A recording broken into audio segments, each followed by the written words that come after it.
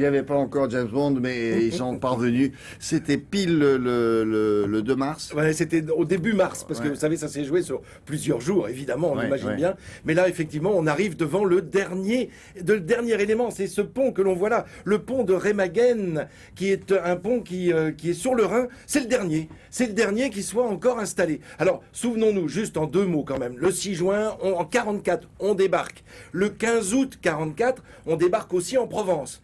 Le 25 août, on libère Paris. Voilà comment tout cela avance. Au mois de septembre, les troupes qui ont débarqué en Normandie et les troupes qui ont débarqué en Provence se rejoignent. Et à partir de ce moment-là, foncent vers Berlin. L'idée, évidemment, c'est de chasser définitivement les nazis, comme vous le disiez très justement, du pouvoir. Alors là, il va falloir aller très vite. Et le dernier obstacle naturel, c'est le Rhin. Il va falloir franchir le cours du Rhin. Et ça n'est pas rien. D'autant que les armées allemandes, évidemment, ont tout fait pour, une fois qu'elles ont franchi les derniers ponts, détruire ces ponts, les faire exploser, les faire disparaître. Et lorsque les éclaireurs de la 9e division blindée américaine franchissent la forêt d'Eiffel et arrivent au bord du Rhin, qu'est-ce qu'ils voient dans leurs jumelles? Ils voient ce pont encore debout. Et là, ils préviennent immédiatement Eisenhower qui dit mais il va falloir y aller, il va falloir s'en saisir. Faites passer un maximum de troupes sur ce pont. Et voilà ce qui va se passer. Voilà pourquoi les Américains vont s'en saisir. Vous voyez,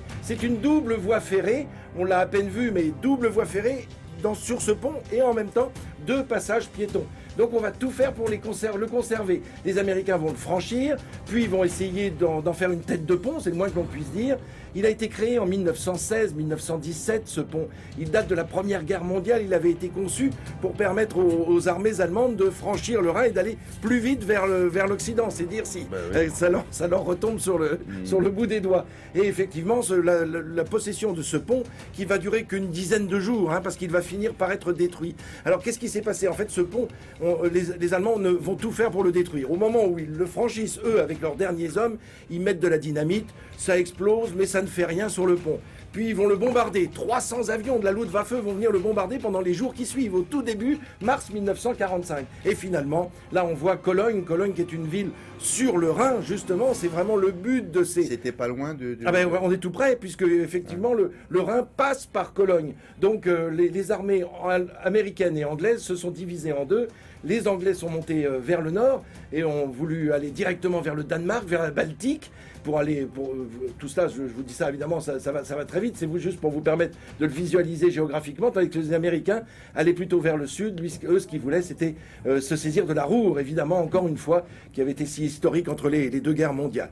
Là, ce sont des prisonniers, ils ont été faits par dizaines de milliers, les prisonniers allemands, parce que von Rundstedt était resté sur la rive occidentale du Rhin, c'est-à-dire côté France, si vous voulez, côté européen de l'Ouest, et Hitler était devenu complètement fou, il avait dit mais vous n'avez sûrement pas traversé. Lui, ce qu'il voulait, c'était aller de l'autre côté du Rhin pour tenir au maximum, mais ça n'a jamais été accepté par Hitler. Et quand l'information de la prise du pont de Remagen a été donnée à Eisenhower, il était fou de joie, mais ça a été en même temps, l'information a été donnée aussi dans le bunker d'Hitler, où il est devenu complètement fou. Enfin, il l'était déjà, remarqué, ça ne changeait pas grand-chose, mais en disant quand même, vous n'avez pas résisté comme je vous l'ai demandé, vous n'avez pas fait sauter ce pont, alors on a fait passer plus de 8000 soldats tant que ce pont est resté debout, et il s'est effondré tout seul, si j'ose dire, à la force de bombardement. Le 17 mars, il s'est effondré suite à certainement des faiblesses d'ossature, quoi. Ça a fini par... On voit des petits gars là, français qui, pardon,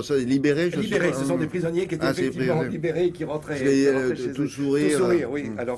Alors là, je le rappelle, on est en mars 45, on n'est pas encore à la fin de la guerre, ça n'est qu'au mois de mai où Berlin sera enfin saisi par les troupes à la fois américano-anglaises et canadiennes et puis françaises. Évidemment, ils les ont pris en étau. Ils les ont pris en étau, avec les Russes. Cette photo est magnifique.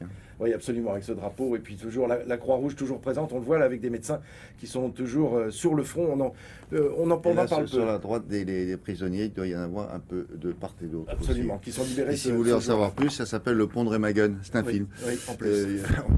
Merci beaucoup. À tout à l'heure. William.